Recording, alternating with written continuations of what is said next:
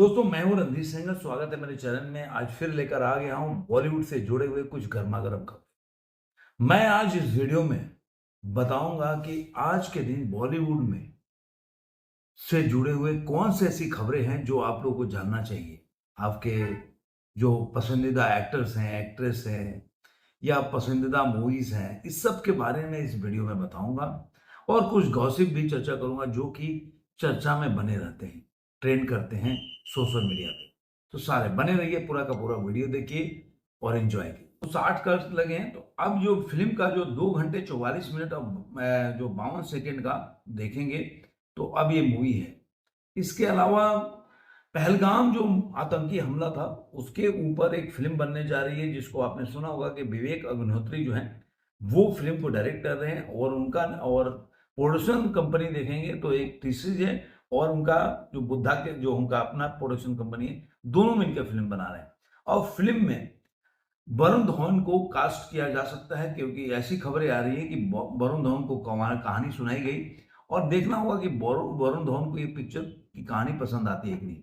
क्योंकि ऐसा भी बताया जा रहा है कि वरुण धवन जो है इस फिल्म में की कहानी को पढ़ा है, तो उन्होंने बोला कि बाद में इसके बारे में कुछ बताऊंगा। तो अभी तक इसके बारे में कोई खबर नहीं है। इसके साथ ही एक और खबर बता दूं कि इस फिल्म में हो सकता है कि सनी पाजी का भी एक रोल हो, क्योंकि इसमें खबर आ रहा है, ये ललन टॉप का रिपोर्ट्स है कि इस फिल्म में जो सनी देओल है उसको ऑपरेशन सिंदूर में, क्योंकि हर पिक्चरों में होते हैं जो अपना देखेंगे कि जो भी पिक्चर है, जो पेट्रियट मूवी होती है, देशभक्ति होती है, उसमें जरूर सनी पाजी ज़्यादातर पिक्चरों में पहले रहे हैं। तो उनमें भी ऐसा बॉर्डर 2 के बाद वो कास्ट कर सकते हैं, ऐसी खबर है।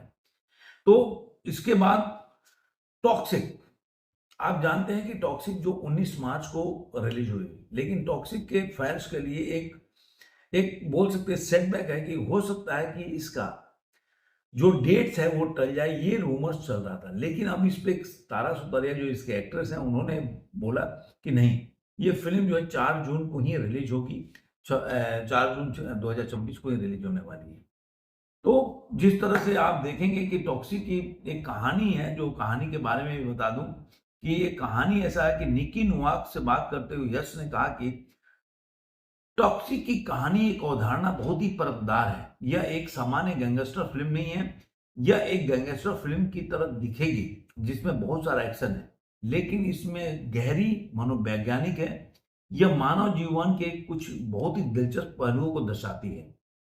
इसके निर्देशक जो हैं गीता मोहन दसे, जानते ही हैं आप। तो इसमें डार्क पात्रों को निभाना उनके लिए बोल रहे थे कि बहुत ही रोमांचक है, क्योंकि एक साइकोलॉजिकल बोल सकते थ्रिलर है। केवल एक गैंगस्टर मूवी नहीं है कि मतलब एक मार-धाड़ हो, 2 गैंग में लड़ाई हो, ऐसी फिल्म नहीं है। एक साइकोलॉजिकल थ्रिलर टाइप का मूवी है और इसका स्टार कास्ट भी बहुत बड़ा है। इसमें नयनतारा, कियारा आडवाणी, हुमा कुरैशी, रुक्मणी बसंत, तारा सुतारिया जैसे बहुत लोग काम कर रहे हैं इसमें। प्रोडक्शन कंपनी केविन प्रोडक्शन है और मास्टरमाइंड क्रिएशन के तहत बन रही है। अब आते हैं कि जो अगली खबर है, जो आप जानते हैं कि अल्लू अर्जुन की फिल्म राका का पोस्टर रिलीज हुआ और नाम भी रिवील हुआ, लेकिन उसमें जो शाहरुख खान हुआ बहुत ट्रोल हो गया। उसका वजह क्या है कि शाहरुख खान इस फिल्म के लिए, जो राका फिल्म है, जब उसका पोस्टर रिलीज हुआ, उसका नाम रिवील हुआ, तो उन्होंने ट्वीट करके बधाई। अब इसके 2 कारण बता रहे हैं। एक तो ये कि पहले तो वो ट्रोल हो रहे हैं कि भाई आप धुरंधर के लिए इतनी बड़ी हिट हुई दोनों पार्ट, उस पे आपने एक भी पोस्ट नहीं लिखा। लेकिन उन्होंने बोला कि शायद इस फिल्म में चूंकि एटली की मूवी है, तो इसमें शायद मैं बोल नहीं सकता, लेकिन ऐसी खबर भी है कि अल्लू अर्जुन के साथ शाहरुख खान भी इस फिल्म में हो सकते हैं। अब कितना बड़ा रोल है कितना नहीं, वो तो आने वाले दिनों में पता चलेगा, लेकिन ऐसी खबरें हैं। 8 अप्रैल को अर्जुन के बर्थडे पर उन्होंने जो फर्स्ट लुक रिलीज हुआ, तो उन्होंने बधाई भी दिया और इस पे बोला। तो आपको पहले भी बता दूं कि इस तरह के खबरें चलती रहती है। जैसे जेलर 2 में शाहरुख खान के कैमियो की बात चल रही थी, लेकिन कई बार सच भी होता है। जो जेलर आपने देखा होगा पहला वाला, तो उसमें आमिर खान के पहले बात चली थी, बाद में आमिर खान आए उसमें। तो ये ग्रेट आंध्रा जो है, उसके खबर से हवाले से खबर है कि हो सकता है कि एक और फिल्म जो केजीएफ का जो प्रशांत नहीं, दोनों एक्टर्स को एक साथ लाने का बहुत दिनों से प्लान कर रहे हैं, तो शायद फिर वो एक साथ लाकर अल्लू अर्जुन और शाहरुख को लेकर इस तरह से फिल्म बना सके। लेकिन इसमें भी उन्हीं की तरफ से खबर आई कि शायद ये फिल्म जो है शाहरुख खान इसमें हो सकते हैं। अब आएगा आने वाले दिनों में तो पता चलेगा शाहरुख खान हो सकते हैं नहीं हो सकते हैं। इसके बाद है कि मोहित सूरी, जो आपने देखा होगा, मोहित सूरी ने आहान पांडे के साथ अनीत पांडा के साथ एक पिक्चर बनाई थी सैयारा, जो काफी सुपर हिट हुई, काफी बड़ी हिट हुई। अब वो उसी के स्टार कास्ट को लेकर एक फिल्म बनाने जा रहे हैं। वैरायटी इंडिया के मुताबिक आहान की तीसरी फिल्म भी रोमांटिक ड्रामा होगी, ये तीसरी फिल्म है और एक ऐसे कपल की कहानी है जिसमें लड़का लड़की से उम्र में काफी बड़ा है। मोहित ये फिल्म रणवीर के साथ बनाना चाहते थे, मगर रणवीर विजय और आदित्य चोपड़ा ने उन्हें दोबारा आहान को लेने का सुझाव दिया। अब मोहित स्क्रिप्ट में वो बदलाव कर रहे हैं जिनमें आहान फिट हो सके। इसकी फिल्म की शूटिंग इसी साल अंत में शुरू हो जाएगी। अब कुछ पिक्चरें हैं जो जून में आने वाली, जून में बड़ा ही जबरदस्त तहलका होने वाला है, बहुत बड़ा क्लैश होने वाला है। टॉक्सिक जो है 4 जून को आएगी, अभी तक जो खबर है। उसके बाद कॉकटेल 2 है, जो कि अब शाहिद कपूर, कृति सेनन, रशिका मंडाना का उसका पोस्टर भी आ गया। होमी अदजानिया के निर्देशन में ये फिल्म बन रही है और 19 जून को रिलीज हो जाएगी। मैं वापस आऊंगा।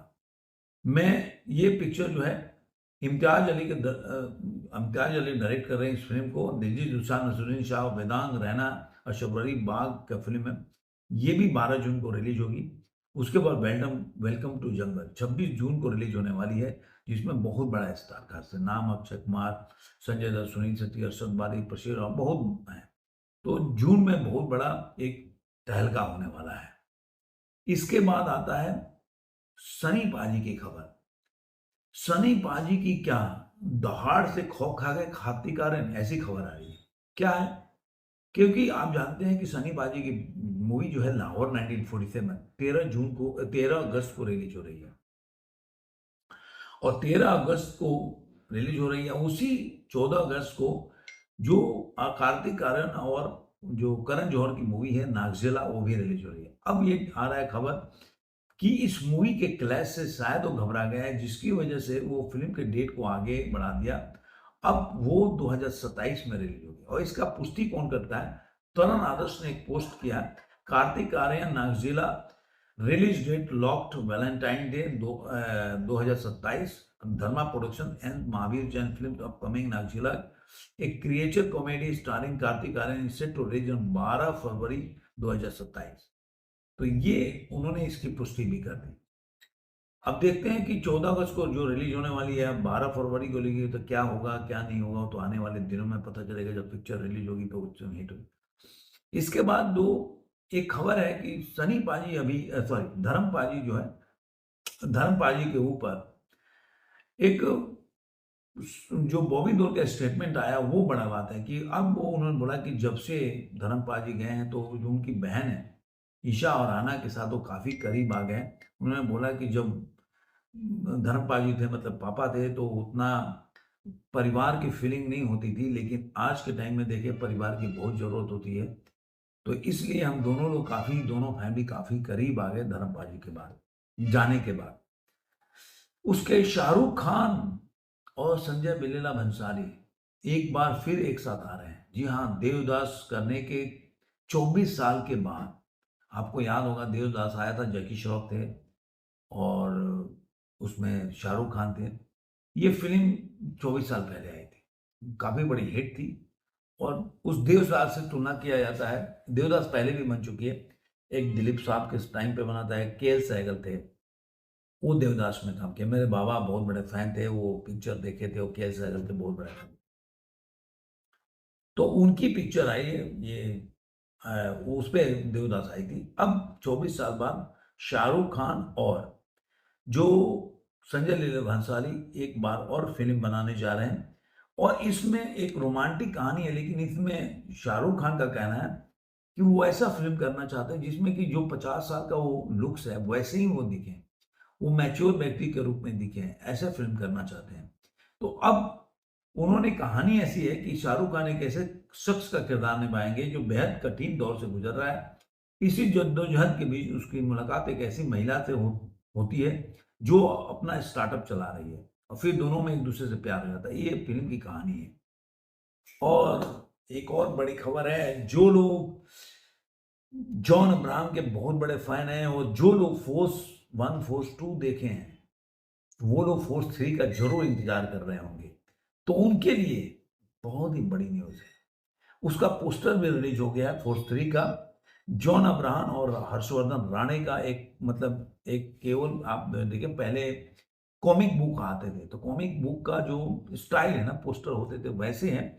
उसमें चेहरा चेहरा जो है रिवील नहीं है। दो लोग हैं, दो जो आदमी का एक ब्लैक जो शैडो है और दोनों के हाथ में गन है और उस पर फोर्स 3 लिखा है। तो इस फिल्म का जो अब पोस्टर रिलीज हो गया है और पहला शेड्यूल जो अभी भी चल रहा है, और जो डायरेक्टर हैं वो भाव धुलिया हैं, जिन्होंने इसके पहले खाकी द बिहार चैप्टर आपने देखा होगा, बहुत हिट हुई थी उनकी सीरीज, और द फ्रीलांसर। फ्रीलांसर तो मुझे बहुत अच्छा लगा। मैं आज भी उसका दूसरा पार्ट का वेट कर रहा हूँ, जिसमें क्या नाम है वो एक्टर का, जो शिव भगत बने थे, जो धुरंधर में भी है। वो मुझे अच्छा लगा था, उनका काम बहुत अच्छा लगा था। तो देखते हैं, ये फिल्म जो है जॉन अब्राहम के जे एंटरटेनमेंट और शील कुमार की कैरोलिना कॉर्पोरेशन द्वारा निर्मित की जाएगी। मीना, तो इस तरह से देखें कि, और अभी हर्षवर्धन राणे की पिक्चर भी आई थी जो हिट हुई, तो अब इस फिल्म में हर्षवर्धन राणे है। आयुष्मान खुराना की फिल्म और सारा अली की फिल्म एक जासूसी दुनिया की फिल्म है, जासूसी स्पाई कॉमेडी थ्रिलर है। उड़ता तीर जो 11 सितंबर को रिलीज होगा, उसका डेट आ गया इसी साल, 11 सितंबर 2026 को रिलीज होगी। स्पाई कॉमेडी थ्रिलर है उड़ता तीर, और स्पाई मिशन पे जाते हैं वहां पे हल्के फुल्के। आपने देखा होगा एक साउथ की पिक्चर आई थी, उसका नाम नहीं, आप बताइएगा मेरे को, कि साउथ की एक पिक्चर थी जिसका स्पाई थ्रिलर था, वो आया था, तो उसका नाम आया था, तो आपको जरूर बताइएगा कि ये स्पाई थ्रिलर उस फिल्म का नाम का क्या था। वो भी एक कॉमेडी स्पाई था, जासूसी फिल्म थी। मुझे बहुत मजा आया था उसमें, कैप पहन के एक्टर, क्या नाम था मेरे को फिल्म नहीं आया, बहुत मजेदार पिक्चर थी। पुरानी गाड़ी होती है, कार होता है, वैसा होता है।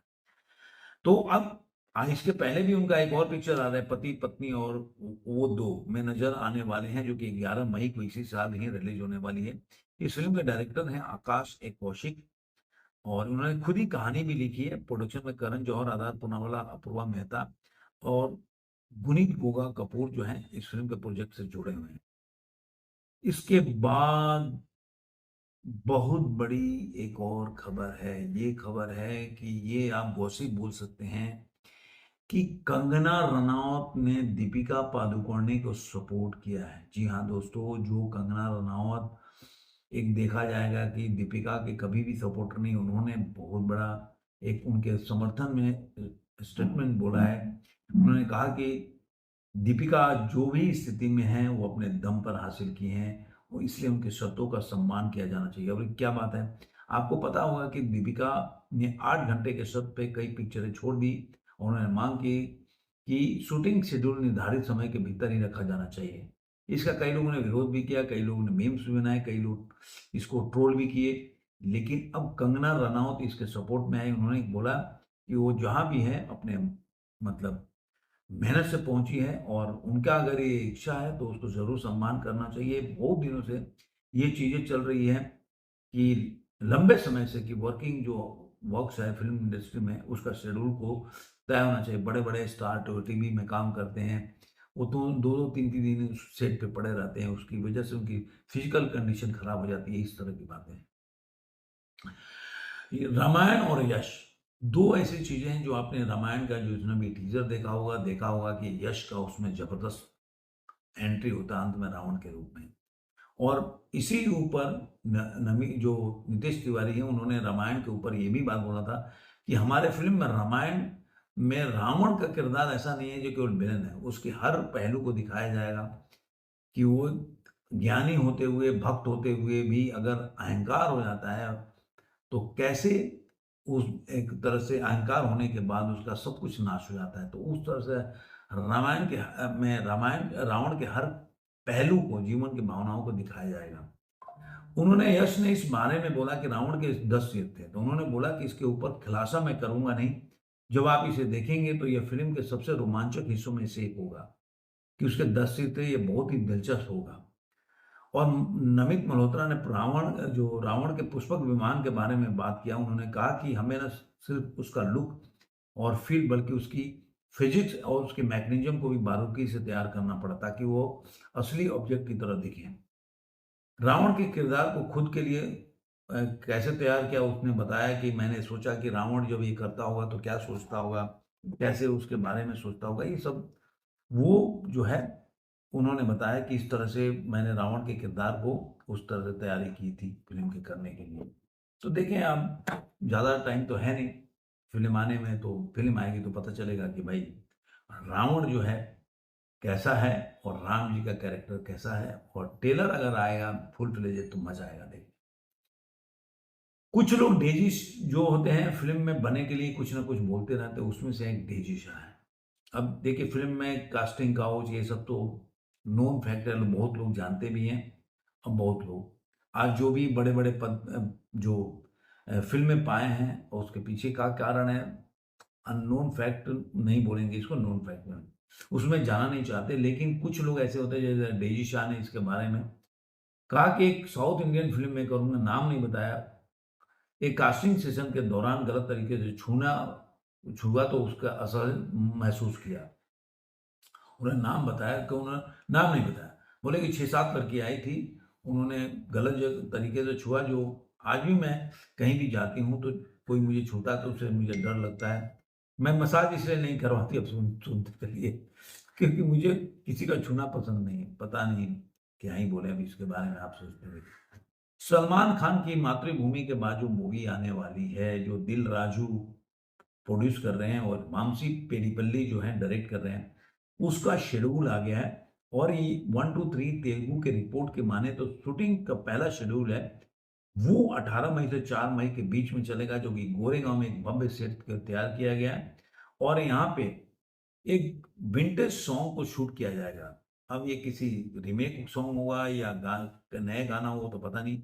नयनतारा इसमें शामिल हो सकती है। नयनतारा का दूसरी ऐसी पिक्चर होगी बॉलीवुड की जवान के बाद, ऐसा मुझे लग रहा है। तो देखते हैं क्या है। एक मुकेश खन्ना भी हमेशा कंट्रोवर्सी में रहते हैं, और मुकेश खन्ना अब जो पहले से आप देखे होंगे संजय रैना के साथ उनका चल रहा था, रणवीर अहलावालिया के साथ, रणवीर सिंह के बारे में भी उन्होंने बोला था जब वो शक्तिमान के लिए कर रहे थे। अब उन्होंने अक्षय कुमार के लिए बोला है कि पृथ्वीराज चौहान को पृथ्वीराज चौहान की तरफ दिखना चाहिए, जो अक्षय कुमार नहीं दिखे। ये उनकी गलती है, सिर्फ विग लगाकर ऐसा नहीं होता, ये एक ऐतिहासिक पात्र है। उन्होंने बोला कि अपने महाभारत में मैं डेढ़-डेढ़ घंटे लग जाते हैं कपड़े पहनने में, तो कितना मेहनत करना पड़ता है। तो इसलिए फ़िल्म के कैरेक्टर में वो नहीं बन पाई, इसलिए फ़िल्म नहीं चली। अब चंद्र प्रकाश द्विवेदी ने जो इंटरव्यू था उसमें इसके बताया कि कई ऐसे प्रसिद्ध टीवी शो हैं जिसमें भगवान राम को दिखाया जाता है, जबकि भगवान राम जो थे वो बुरे नहीं थे। तो इस तरह से उनको दिखाया जाता है। पृथ्वीराज चौहान को पृथ्वीराज कह रहा हूँ, अकबर को जिस तरह से दिखाया गया, पृथ्वीराज कपूर जो मुगल आजम में थे, उस तरह से वो नहीं थे। तो लेकिन फ़िल्म में उसे दिखाया जाता है। अब एक और गॉसिप है कि आप जानते हैं तमन्ना भाटिया भी बहुत न्यूज़ में रहती हैं, चाहे ब्रेकअप को लेकर, चाहे किसी न किसी चीज़ को। अब वो मद्रास हाई कोर्ट में लेकर चली गई थी। पुराना उनका एक मसला था कि एक ब्रांड एम्बेसडर थी एक साबुन कंपनी की।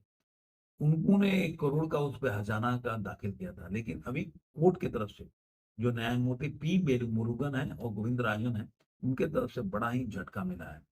ये मामला ऐसा हुआ कि उन्होंने बोला कि भाई 2008 में मेरा इनके साथ करार हुआ था, उसके बाद मेरा फ़ोटोग्राफ्स को आज भी यूज़ कर रहे हैं, तो मुझे हर्जाने में 1 करोड़ देना चाहिए।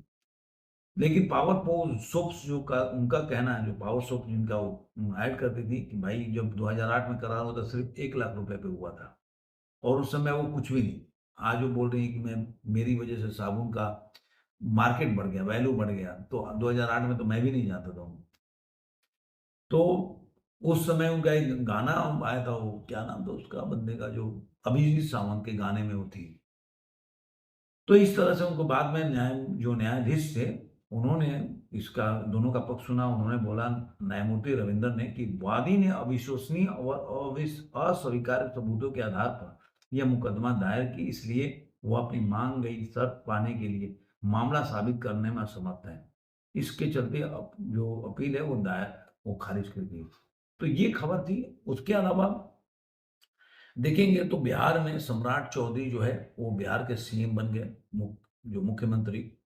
जो कई लोग टकटकी लगा के बैठे थे, उनको बड़ा झटका लगा। कई लोग नित्यानंद राय को बोल रहे थे कि वो सीएम बन सकते हैं। मैंने तभी बताया था कि नित्यानंद राय अगर बनते हैं, मेरे को लगता था कि इस बार सरप्राइज जरूर करेंगे, लेकिन ये भी समझ में नहीं आता, बीजेपी में कोई बड़ा लीडर था नहीं सम्राट चौधरी के अलावा। तो ये है कि वहां पे आप देखेंगे तो सम्राट चौधरी के बनने के बाद, और पहले देखेंगे कि अगड़ा पिछड़ा का एक समीकरण था, लेकिन इस बार का ऐसा हुआ कि वहां पे सारे पिछड़े समाज से ही लोग, मुख्यमंत्री, डिप्टी सीएम लोग वहीं से आते हैं। और उसके बाद टीएमसी, अभी जानते हैं कि बंगाल में चुनाव हो रहा है, तो मुझे ऐसा लग रहा है कि इस बार ममता बनर्जी चुनाव को हार सकती हैं। और उसका छोटा सा आंकड़ा आपको बता देता हूं कि जब 2021 में चुनाव हुआ था तो बीजेपी और टीएमसी के बीच में 10% वोट शेयर का अंतर था, यानी कि करीब करीब 60 लाख वोट का अंतर था। और इस बार एसआईआर में 91 लाख वोट कट गए, तो यानी कि आप सोचिए कि 12 से 13% वोट कट गए। ठीक है, 13% से ज्यादा ही हो गया। तो वोट कट गए, और ये ज्यादातर उन जगहों पे कटे हैं जहां पे मुस्लिम बहुल इलाका है। जहां पे आप जाके केवल भवानीपुर में ही, जहां पे 2 लाख जनसंख्या में 40 लाख वोट कट गए। तो एसआईआर के तहत काफी वोट कटने से जो 12-13% वोट कट गए, जहां पे आप देखेंगे कि ममता बनर्जी सिर्फ कई जगह 600-2000 वोटों से जीती थी, वहां पे उससे ज्यादा वोट जहां से जीती थी उतने से ज्यादा वोट कट गए। इसलिए अभी आपने देखा होगा कि ममता बनर्जी का एक एक कविता भी चल रहा है जहाँ पे बोलेगी फिर मिलेंगे, मतलब वो उस कविता में वो मानती है कि वो शायद इस चुनाव में हार सकती है। इसके अलावा नरेंद्र मोदी जो है, आप देखे होंगे डोनाल्ड ट्रंप के साथ बात हुआ। अब क्या बात हुआ क्या नहीं हुआ, जो लेकिन आज का देखेंगे तो 2-3 दिन से काफी टीवी न्यूज पे शांत है। ईरान, यूएस और इसराइल के जो हमले हैं वो शांत हैं।